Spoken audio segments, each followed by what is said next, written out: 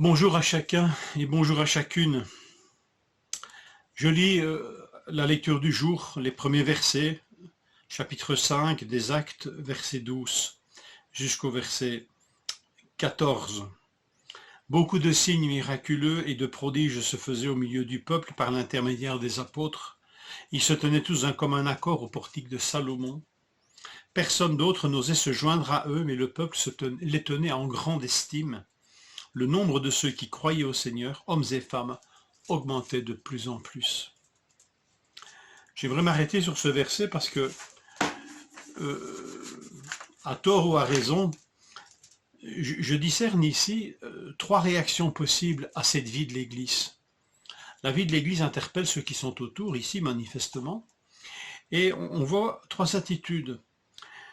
Des personnes qui n'osent se joindre à eux, un peuple qui leur témoigne une grande estime, et une foule de croyants, hommes et femmes qui s'ajoutent de plus en plus.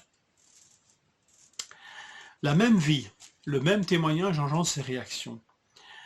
Alors voilà, si par exemple nous étions braqués sur ceux qui ne veulent pas se joindre, et que si notre vie d'église était, comment pourrais-je dire, animée par ce souci de ceux qui ne peuvent se joindre, qui ne veulent se joindre, alors il faudrait peut-être rendre l'Église plus raisonnable, plus adaptée, plus pertinente pour ces personnes, etc. Mais ce faisant, est-ce que nous choisirions un bon chemin?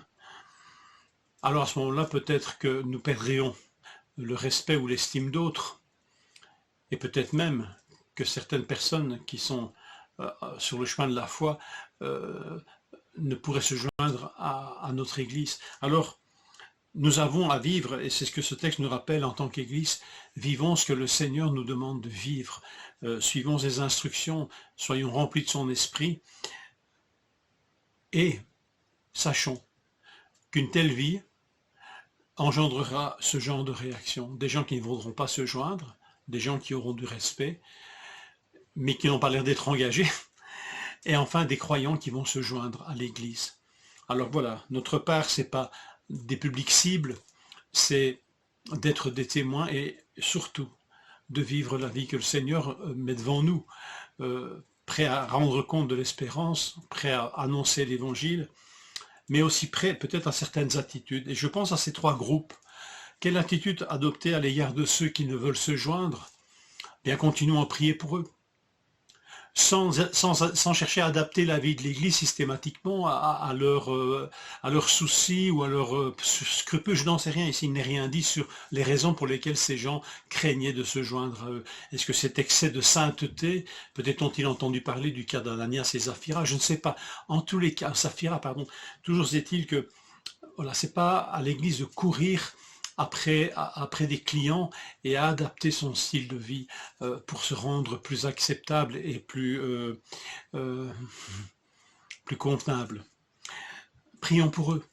Pour ceux qui éprouvent du respect pour l'Église mais qui n'ont pas l'air de s'y engager, mais continuons à accueillir, persévérons dans l'accueil, persévérons dans l'amour fraternel. Ces gens sont en route. Voilà, je pense notamment à nombre de nos églises qui ont une liste de membres adhérents et de sympathisants, et il y a des réflexions parfois régulières, tiens, pourquoi y a-t-il plus de sympathisants que d'adhérents? C'est des vraies questions. Mais d'un autre côté, ne méprisons pas ceux et celles qui éprouvent du respect pour l'Église, même s'ils n'ont pas encore un engagement plein et entier, soyons accueillants et plein d'amour fraternel. Et enfin, par rapport aux troisième personne, ça semblerait évident qu'une église est prête à accueillir tous ceux que le Seigneur lui enverra. Mais parfois, est-ce que dans notre petite tête, la mienne en premier, cette perspective ne nous fait pas peur? Accueillir des gens, d'accord, mais on va accueillir peut-être des gens à problème aussi. Ce qui était le cas ici, si vous lisez le reste du récit du livre des Actes, il y a des gens mal en point qui ont commencé à rejoindre l'église aussi. Et l'Église n'a pas fait marche arrière en disant nous n'avons pas les capacités, nous ne sommes pas assez nombreux, nous n'avons pas les qualifications. Cette Église a accueilli et est restée ouverte à ceux que le Seigneur sauvait. C'est quand même la vision de l'Église, c'est d'accueillir ceux que le Seigneur sauve. peut-être aller à leur rencontre, mais quand même que l'Église soit vraiment une Église porte ouverte et capable d'accueillir ceux que le Seigneur est en train de sauver en aussi grand nombre qu'il le voudra.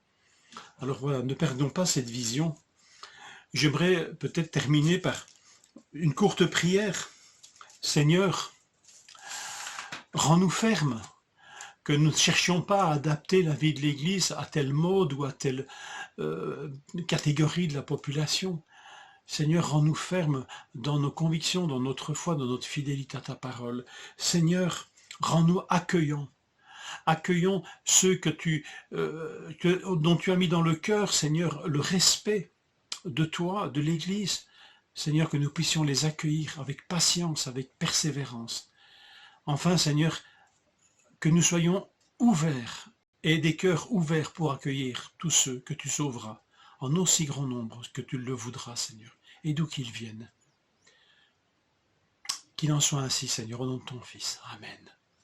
Je vous souhaite une bonne journée, mes frères et sœurs.